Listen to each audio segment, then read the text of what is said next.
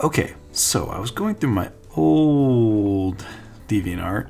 Oh my god, this is a blast from the past here. And figured we'd do a good old redraw. Pick something and just see how I'd redo it after however many years. There's different things to choose from. But, wow, like, I feel like I'm looking at the past. Well, I guess I literally am. Anyway, I kind of already picked one, but damn. Interesting. All right, so let's go to Photoshop. Yeah, we'll be taking this one and seeing what we could do. This is from 2016. No.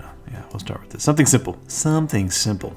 Let's see where it goes. Already I feel like there are a lot of things I would just probably do differently. There's a lot of problems with this. Let me just kind of critique the 4 years ago version of myself.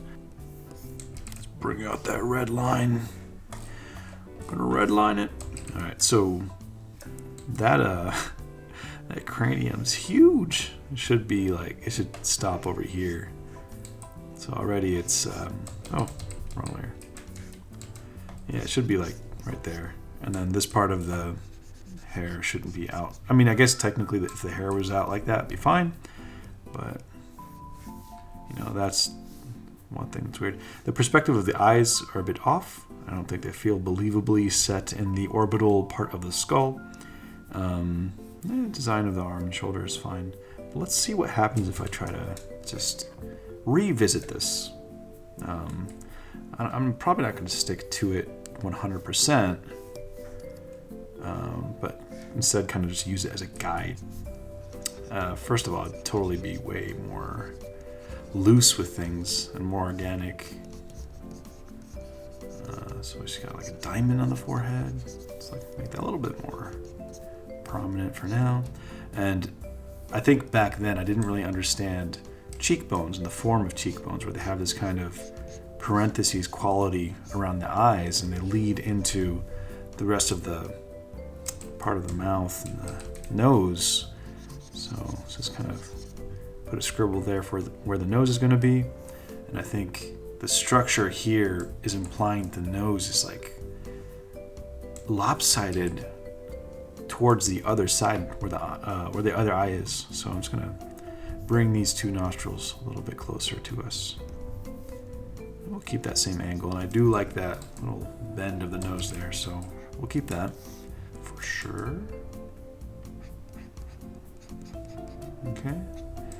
And the mouth, yeah, the mouth is not in perspective. Like, there should be like this part of the cheek, if we're looking at this from the angle of the eyes, like we should be able to see the other corner of the mouth there a little bit. I think I was just habitually cheating, using not tips, but tricks to get away with things I didn't know how to do yet. The eye shape, yeah, it's a bit stylized and big. That's fine. We'll keep that. Let's figure out the mouth. So now what I would do is bring down the line from the tear ducts on both sides and just indicate a draw through of where the corner of the mouth would be on the other side as well as here. And then the center of that in perspective on this center line is going to be about right there. So that's going to be the center of the mouth. Yeah, and I'll just do a blob shape right there for the mouth. So let's bring that cheek in, as we said. I like to jump around a lot. And I've done, since this drawing, like more analytical studies of how eyes look in terms of like the structure of the brow ridge, how it connects to the eyelid, how deep the eyes can be sunken or not sunken. I do like this shape. It's like kind of straight line here, and it curves like that. So we'll try to keep that straight line of the hair there.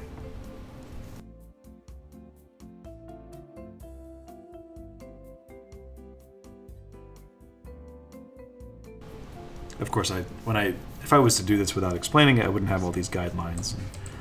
And, stuff things.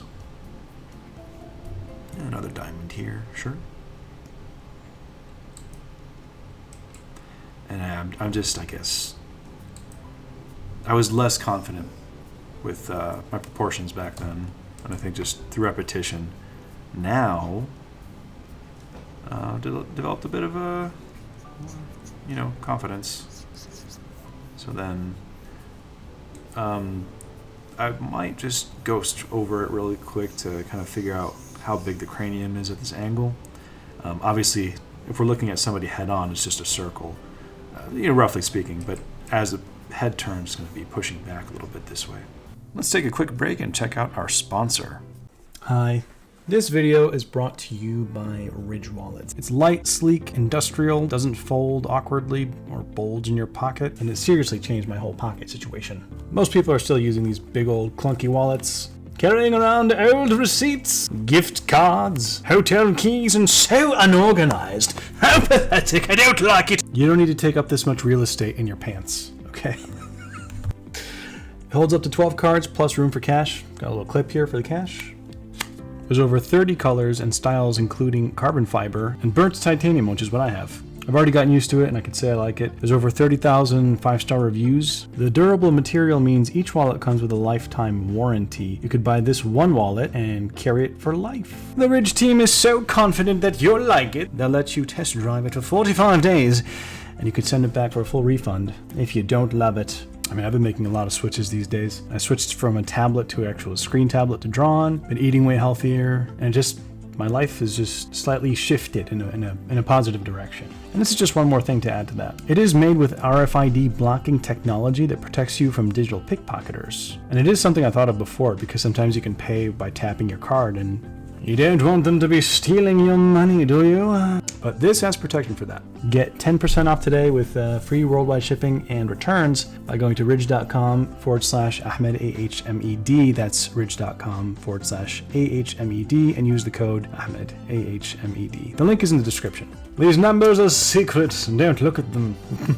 I do like this angle. It kind of implies wet hair matted to the shape of her neck or something like that. Let's find where the ear is. So if you go this way, where the eyes are and where the mouth is, the ear is roughly speaking about right there. So I'm just gonna, oops, wrong color. Yeah, I think it's too high here because she's tilting her head upward, which means the ear should probably be lower, not that low, but angled downward as well. So I'm actually going to go ahead and tilt the new drawing down a bit after I put the ear in.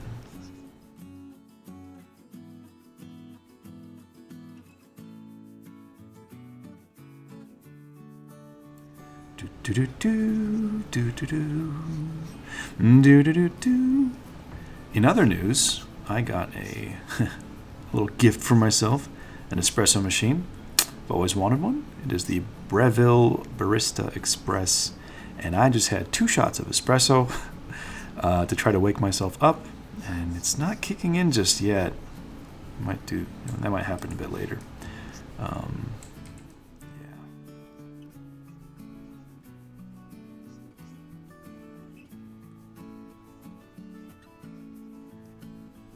Okay, so let's go ahead and merge this stuff down. Make the head a little bit smaller, and then tilt it a little bit like that. One mistake I made here is that, well, this shoulder line in the original lines up with the chin there. Like it's pretty much on the same boundary. But here it's like way off. So what we're going to do is take that shoulder line, bring it back up to make that kind of shrugging action a bit more prevalent.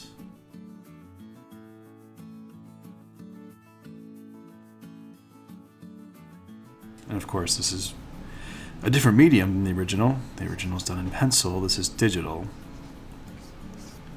So, one thing I do differently now is I'm less random with how I treat the hair clusters. For example, all of these feel a bit random, and there's no structure or rhythm to it. It's fine. It's a bit abstract, but what I would do nowadays is try to create like a rhythm of, like, you know, if there's a you know, what's it called, a highlights there. I would put the next one here, and then maybe another one here, but also like another big one and a small one, but to create a bit of a dance or more graphic design to set up the thing that will be blended in and rendered. So over here, that's what we're going to do. Oops, okay. Yeah, we kind of already have some shapes set up.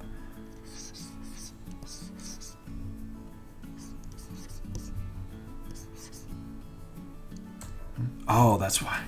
It's like, why is it so light? Because I'm drawing on the wrong layer. Just merge all these down. Cool. And I'm going to use some brushes here.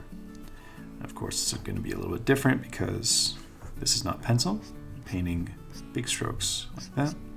But what I just showed here with the highlights, that's exactly what I'll be doing by isolating and not painting in those areas.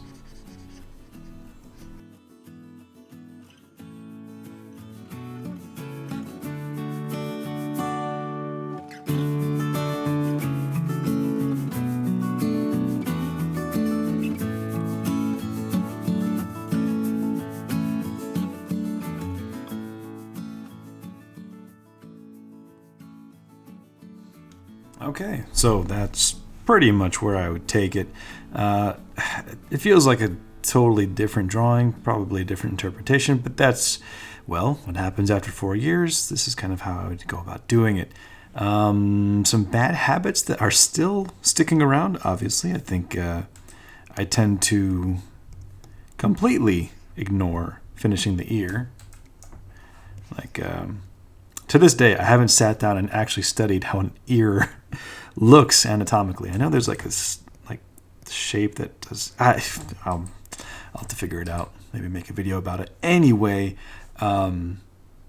it's, yeah. I think pencil drawings certainly have a certain charm to it that isn't, you know, that makes it hard to compare one or the other. But the structural stuff in terms of proportion, the thing I mentioned about the spacing and the graphic design of the highlights, you know, that's kind of something I've developed. Pretty much overall treating it more carefully in terms of the decision making rather than being more loose with it. You know, loose has its charms and all that, but, you know, this is what happens when you kind of grow. So, hope you liked the video and stay tuned for more.